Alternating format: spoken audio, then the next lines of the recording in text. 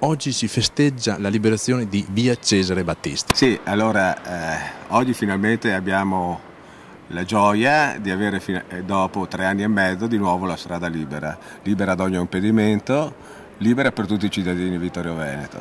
Abbiamo dovuto affrontare il sacrificio di aver il nostro diritto impedito dai lavori intrapresi dalla ditta proprietaria dello stabile.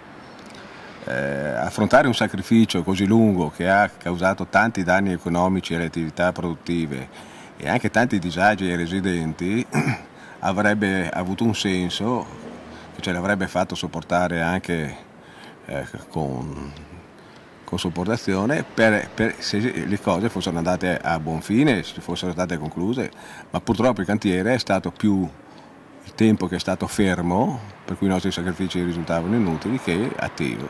Il risultato dopo 3 anni e mezzo è questo, una casa ancora in assoluto dissesto,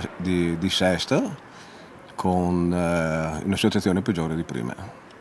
Come attività commerciali che danno avete avuto?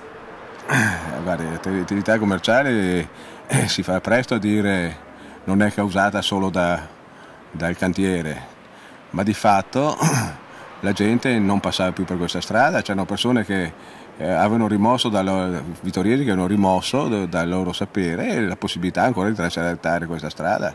Io so che 2 anni fa avevo 3 commesse, adesso ne ho una.